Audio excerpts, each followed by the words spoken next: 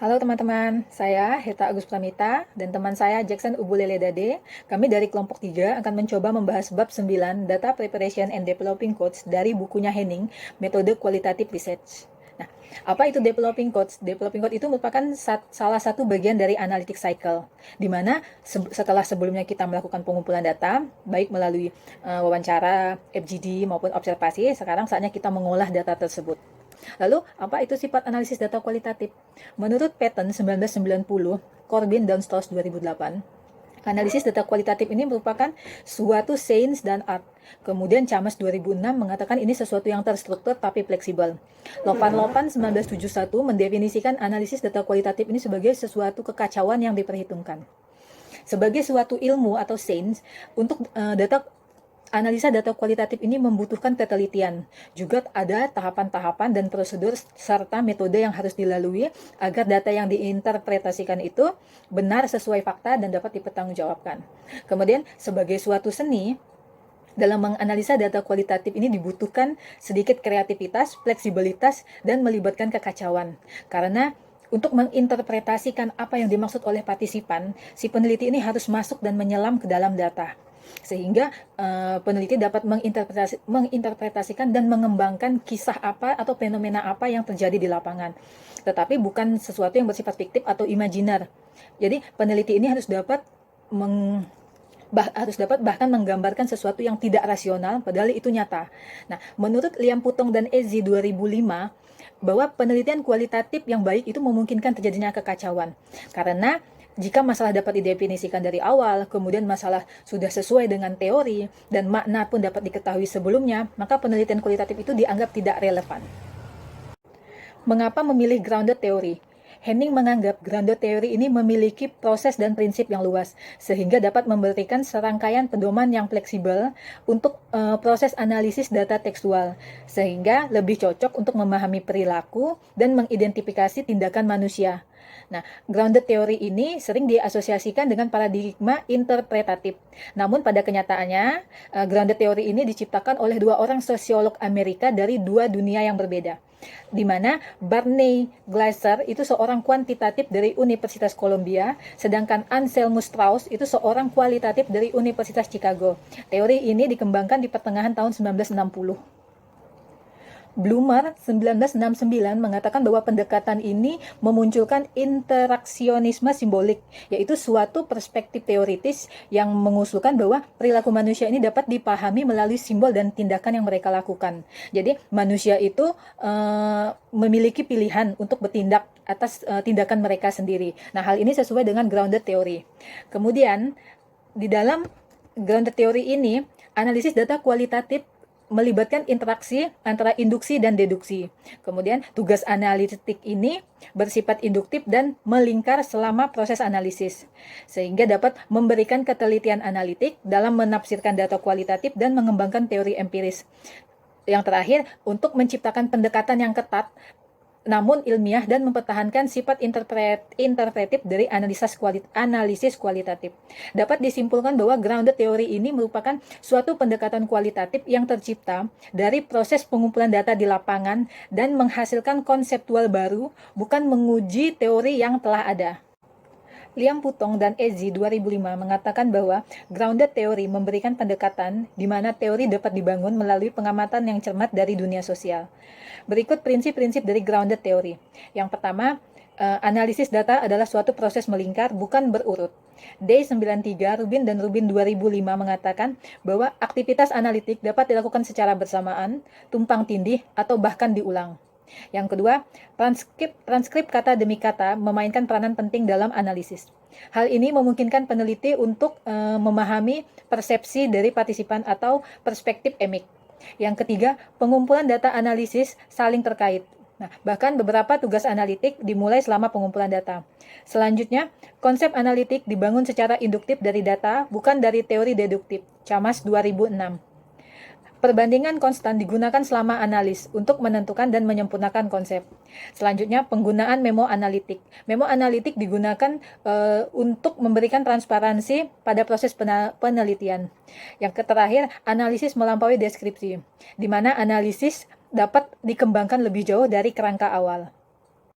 Sesuai dengan prinsip grounded theory, di mana untuk menganalisis data dapat dilakukan tidak berurutan atau secara berulang, maka ke-10 proses grounded theory berikut ini juga mungkin diterapkan tidak dalam urutannya. Yang pertama, mempersiapkan transkrip verbatim, kemudian anonimkan data, mengembangkan data, menentukan kode dalam buku kode, kemudian membuat data kode, lalu jelaskan, bandingkan, kategorikan, konseptualisasikan, dan kembangkan teori. 5 dari proses ini akan dibahas di bab ini dan 5 terakhir akan dibahas di bagian selanjutnya. Selanjutnya, persiapan data. Nah, sebelum melakukan analisis data, ada 3 hal yang harus dilakukan. Pertama, membuat transkripsi kata demi kata atau transkrip verbatim. Yang kedua, menerjemahkan data. Dan yang ketiga, menganonimkan data. Transkrip kata merupakan suatu proses pembuatan catatan tertulis atas wawancara atau FGD yang telah kita lakukan. Jadi di dalam transkrip ini semua yang diucapkan atau terjadi selama proses wawancara itu dituangkan secara tertulis agar memudahkan peneliti dalam menginterpretasikan apa yang terjadi sebenarnya. Nah, dalam transkrip ini melibatkan 3 proses. Pertama, mengidentifikasi siapa yang berbicara. Ini biasanya diberi bentuk kode. Misalnya I untuk pewawancara atau interviewer, kemudian partisipan diberi kode P1, P2, P3 dan seterusnya. Yang kedua, transkripsi label. Di sini untuk memudahkan dalam pencarian dokumen, misalnya FGD 1, FGD 2, FGD 3, begitu juga wawancara 1 dan seterusnya. Kemudian mulai menyalin. Kapan data ini sebaiknya segera disalin? Sebaiknya data disalin sesegera mungkin setelah wawancara dilakukan. Hal ini bertujuan agar satu dapat menemukan masalah baru yang timbul selama wawancara. Kemudian dapat menentukan partisipan mana yang akan dipilih sebagai pengembangan. Kemudian dapat menentukan titik jenuh. Nah, sehingga dapat mengidentifikasi keakuratan dari wawancara yang telah dilakukan. Yang kedua yaitu penerjemahan data. Ini dilakukan apabila partisipan yang kita ambil itu menggunakan bahasa yang berbeda dengan bahasa si peneliti. Nah, ada 2 langkah dalam menerjemahkan data. Pertama, buat transkrip dalam bahasa asli lalu terjemahkan, atau buat dan terjemahkan transkrip secara bersamaan. Usahakan dalam memilih penterjemah, pilihlah penterjemah yang bilingual, bukan penterjemah profesional, karena dikhawatirkan akan mengurangi makna sebenarnya dari ucapan si partisipan. Kemudian pertahankan bahasa partisipan atau istilah-istilah yang digunakan partisipan. Ini biasanya akan muncul dalam kode in vivo, di mana menggunakan istilah budaya untuk merujuk sesuatu. Yang ketiga, anonimkan data. Partisipan ini sebaiknya dihapus nama orang, kemudian lokasi, pekerjaan, tempat tinggal itu disamarkan untuk menutupi identitas si pewawancara. Sekian dari saya. Untuk materi selanjutnya akan dijelaskan oleh Saudara Jackson. Oke, baik Mbak Eta, terima kasih. Selanjutnya saya akan menjelaskan developing code. Setelah data ditranskripsikan, diterjemahkan, dan dianonimkan, peneliti siap untuk memulai tugas untuk mengembangkan kode. Apa itu kode? Istilah kode untuk merujuk pada suatu masalah, topik, ide, opini, dan lain-lain yang ada dalam data. Kode pada dasarnya adalah topik yang didiskusikan oleh partisipan dan diidentifikasi melalui membaca data. Kode induktif dimunculkan oleh partisipan sendiri, sementara kode deduktif adalah topik dalam panduan wawancara yang berasal dari literatur dan teori. Code development. Untuk pengembangan data, untuk pengembangan kode, hanya sekitar sepertiga dari data yang dibaca, bukan seluruh kumpulan data. Oleh karena itu, jika proyek peneliti memiliki 20 transkrip, peneliti akan memilih sekitar 6 atau 7 transkrip untuk tujuan ini. Meskipun peneliti tidak menangkap semua isu dalam proses pengembangan kode awal, lebih banyak kode dapat ditambahkan nanti dalam proyek. Beberapa kode perlu dibagi menjadi 2, karena masalah menjadi lebih berbeda, sementara kode lain harus digabungkan. How many codes are enough? Pengembangan kode biasanya berhenti pada titik jenuh, yaitu ketika tidak ada lagi masalah baru yang teridentifikasi dalam data. Sulit untuk memprediksi kapan kejenuhan akan tercapai karena hal ini tergantung pada data dan tujuan penelitian, sehingga akan akurat pada titik yang berbeda pada penelitian yang berbeda. Peneliti dapat melakukan analisis tingkat makro, di mana sejumlah kode luas memadai, atau peneliti dapat melakukan analisis tingkat mikro yang membutuhkan pengembangan kode yang lebih rinci sehingga data dapat dieksplorasi lebih dalam. Jumlah kode juga dapat berubah selama studi karena kode digabungkan atau dipisahkan. Berikut induktif dan deduktif codes. Kode dibagi dalam dua jenis, yaitu kode deduktif dan kode induktif. Kode deduktif tidak dikembangkan dari membaca data. Ini pada dasarnya berasal dari aspek penelitian yang dipertimbangkan selama siklus desain. Yang berikut kode induktif. Kode induktif berasal langsung dari data dan dikembangkan dari membaca data dan mencatat masalah yang diangkat oleh partisipan. Strategi untuk mengembangkan kode deduktif. Ada beberapa strategi untuk mengembangkan kode deduktif. Yang pertama, topik dalam panduan wawancara. Topik dari panduan wawancara dapat digunakan sebagai kode deduktif. Misalnya dalam buku ini dijelaskan, panduan wawancara tentang strategi pencegahan HIV mungkin memiliki 4 topik utama, termasuk kesadaran tentang HIV, keyakinan dan persepsi tentang penularan HIV, perilaku berisiko HIV, dan strategi pencegahan HIV. Keempat topik tersebut dapat menjadi kode deduktif seperti kesadaran, keyakinan, perilaku berisiko, dan strategi pencegahan. Strategi ini mungkin merupakan pendekatan pertama dalam mengembangkan kode deduktif. Yang kedua, konsep dari literatur penelitian. Masalah atau konsep dari literatur penelitian dapat dianggap sebagai kode deduktif. Sebagai contoh juga dalam buku, literatur penelitian dapat menunjukkan bahwa stigma dan rasa malu terkait dengan penerimaan pembayaran pemerintah untuk pengangguran. Peneliti kemudian dapat mempertimbangkan apakah kode ini juga ada dalam data mereka sendiri. Pendekatan pengembangan kode deduktif ini perlu digunakan dengan hati-hati agar tidak memaksakan kode yang tidak memiliki keberadaan yang kuat dalam data. Sebelum menambahkan kode ini ke penelitian Anda, identifikasi bukti bahwa masalah tersebut jelas terlihat dalam data agar tidak memaksakan kode yang tidak ada secara kuat. Yang ketiga, pengalaman profesional dan pribadi. Jika penelitian memiliki pengalaman profesional tentang topik studi, ini dapat membantu membuat peneliti untuk mengenali kode tertentu dalam data. Namun, pengetahuan dan pengalaman juga dapat menghalangi Anda untuk mengenali masalah baru atau tak terduga dalam data jika hanya masalah atau pola perilaku tertentu yang diantisipasi.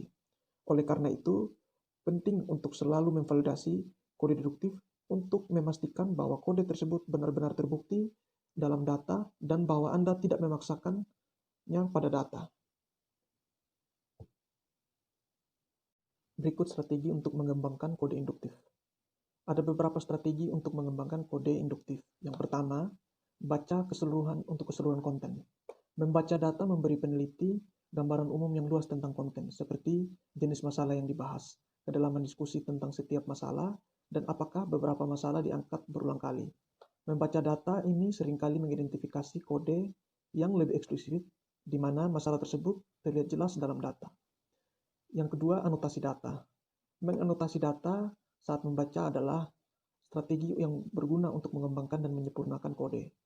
Ini dapat melibatkan hanya menuliskan masalah eksplisit yang diangkat dalam data yang mungkin menjadi kode, seperti yang ditunjukkan pada gambar 92 yang menunjukkan transkrip yang dianotasi. Yang berikut, perhatikan pengulangan. Memperhatikan pengulangan masalah dalam data adalah salah satu cara untuk mengidentifikasi kode potensial. Partisipan mungkin menyoroti satu masalah berulang kali dalam data, mungkin dengan cara yang berbeda, atau masalah dapat diangkat berulang kali melalui wawancara yang berbeda dalam penelitian. Pengulangan seperti itu mungkin menandakan bahwa masalah ini adalah kode dalam data. Yang berikut, identifikasi perubahan topik. Perhatikan perubahan topik dalam data untuk mengidentifikasi kode potensial. Perubahan topik alami dalam diskusi mungkin menunjukkan akhir dari suatu masalah dan awal masalah baru yang dapat mengembangkan kode yang berbeda dalam data. Yang berikut, code in vivo. Memperhatikan frase dan metafora tertentu yang digunakan oleh partisipan dapat menjadi cara yang sangat bermanfaat untuk mengidentifikasi kode in vivo. Peneliti kemudian dapat menggunakan metafora sebagai kode untuk merujuk pada konsep tertentu. Ketika ini selesai, ini disebut kode in vivo karena nama kode diambil langsung dari kata dalam data. Yang berikut, membaca analitik. Membaca data secara analitis dapat membantu mengungkapkan kode yang lebih implisit atau halus yang mungkin tidak terlihat dalam pembacaan awal atau anotasi data. Membaca analitik melibatkan membaca di luar kata-kata untuk mempertimbangkan konteks mendasar dari apa yang dikatakan, dan karena itu melampaui apa yang biasanya peneliti perhatikan saat memberi anotasi pada data.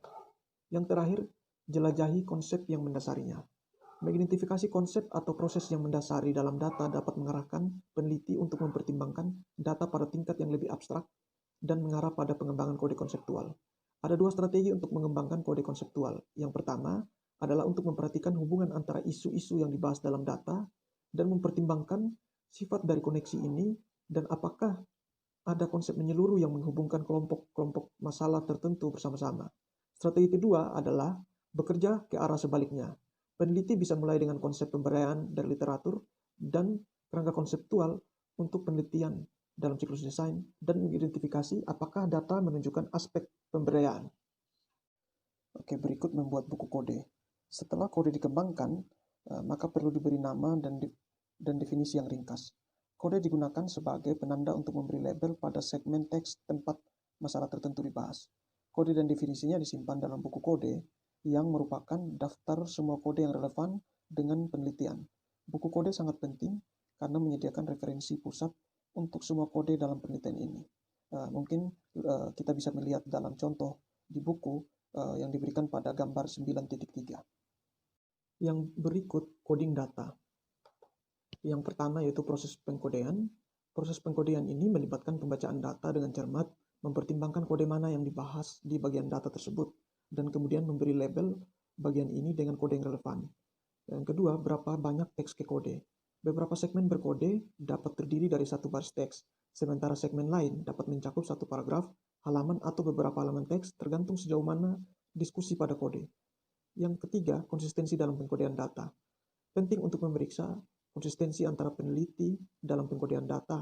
Ini sering disebut kesepakatan antara pembuat kode dan terutama penting untuk ketika bekerja dalam tim peneliti. Pengkodean yang tidak konsisten dan definisi kode yang tidak jelas dapat menyebabkan pengkodean data yang berbeda antara peneliti yang dengan cepat mengurangi kualitas analisis. Yang terakhir, mengevaluasi kualitas.